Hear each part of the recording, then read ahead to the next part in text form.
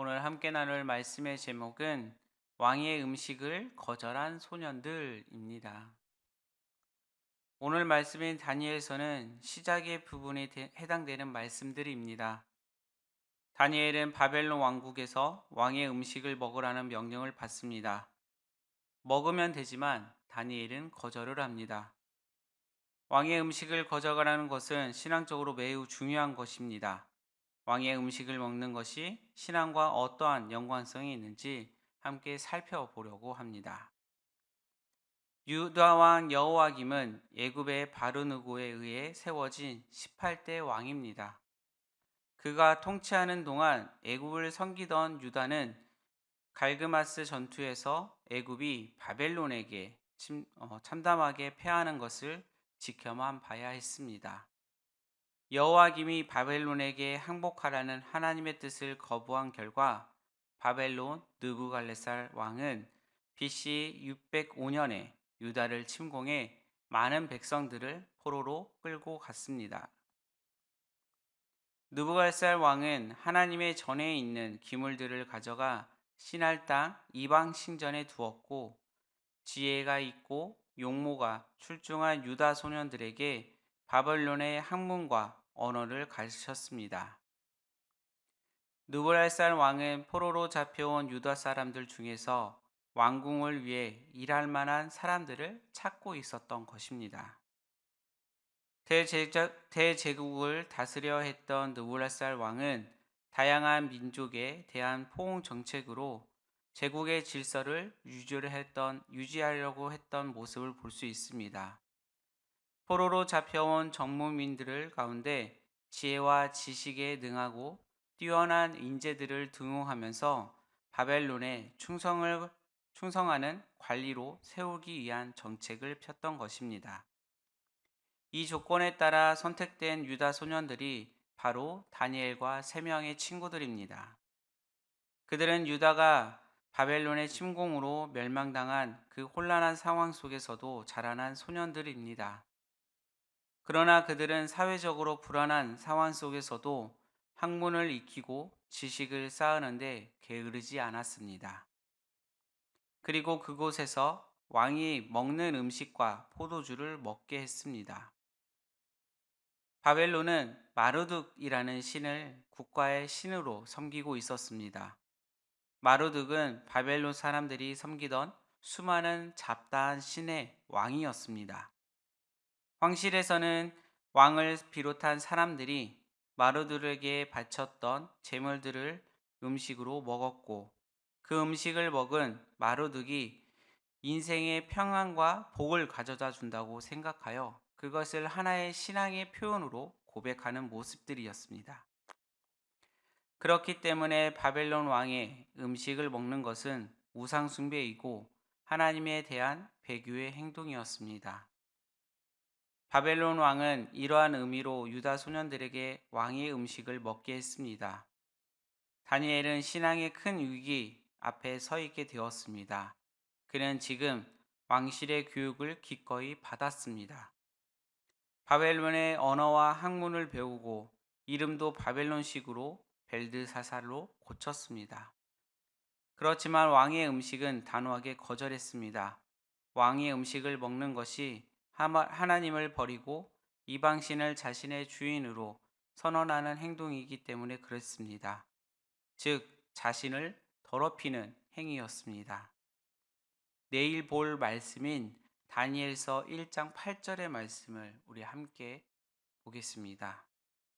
다니엘은 뜻을 정하여 왕의 음식과 그가 마시는 포도주로 자기를 더럽히지 아니하도록 환관장에게 구하니. 다니엘이 왕의 음식을 거절한 것이 두 가지 신앙적 의미가 있습니다. 음식은 매일 먹는 것입니다. 사람들은 매일 세 끼의 음식을 먹어야만 살아갑니다. 따라서 매일 먹는 왕의 음식을 거절했다는 것은 매일 하나님을 자신의 주인이라고 고백하는 신앙을 보여줍니다. 음식은 또한 생명과 직결되어 있습니다.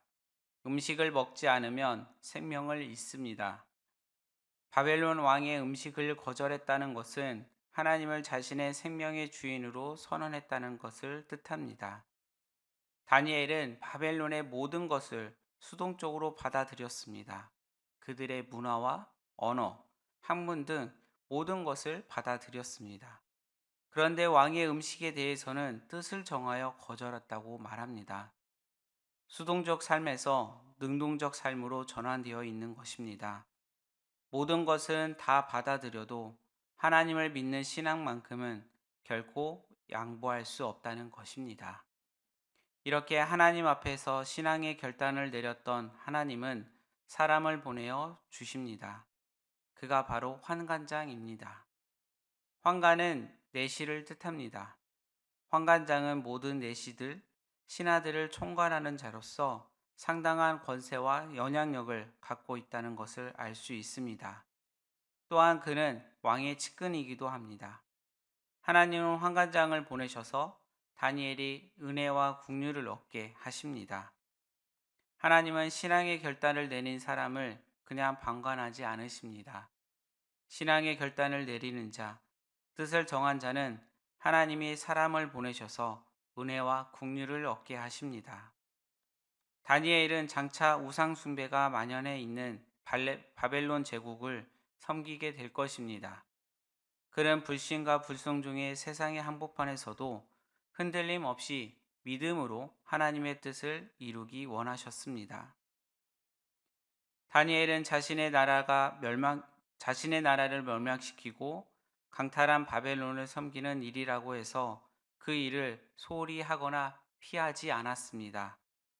그의 믿음은 그가 처한 헌신을 하나님의 뜻 가운데 해석하고 그 현실 속에서도 하나님의 뜻을 이뤄갈 수 있도록 그를 격려하시고 자극하는 하나님의 모습을 보게 되고 또한 그 일을 순종하는 다니엘을 볼 수 있습니다. 하나님은 이처럼 당신을 향한 순전한 믿음으로 무장된 사람을 찾으십니다. 우리는 각자의 삶의 상황과 여건을 가지고 있습니다.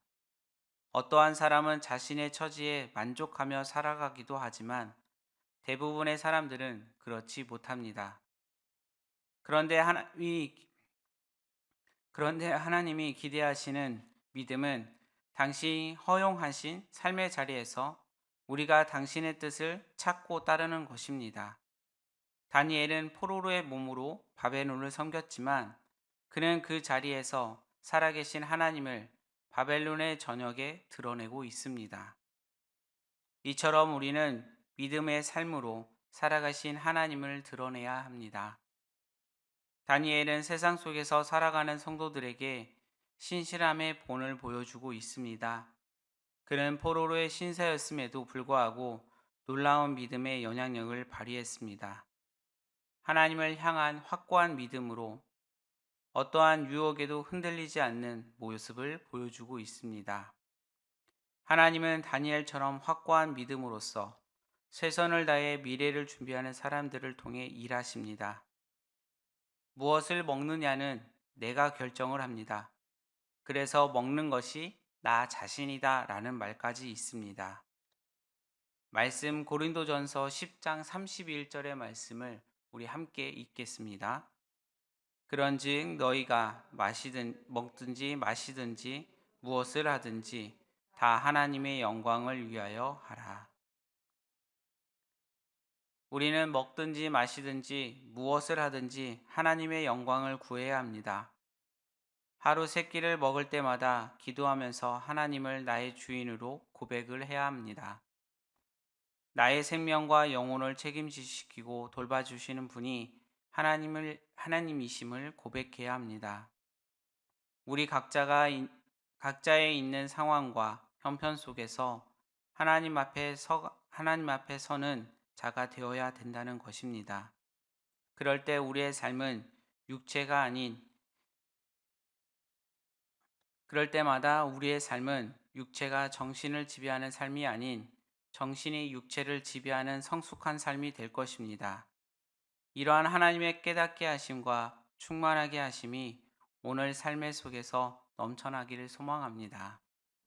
오늘의 말씀은 다니엘서에 시작되는 부분입니다.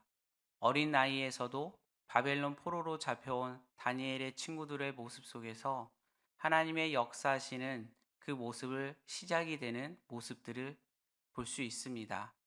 오늘 하루도 하나님께서 우리의 하루의 시작을 예배드림으로써 시작을 할 때 하나님께서 주시는 그 은혜와 그 시작의 말씀들을 묵상하며 오늘 하루도 승리하시는 여러분이 되시길 바랍니다.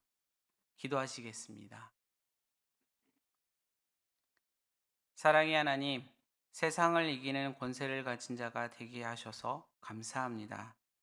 내가 어느 곳에 있든지 하나님의 자녀인 신분을 잊지 않게 하시고 나를 주장하사 하나님의 뜻에 합당한 삶을 살아가게 하옵소서.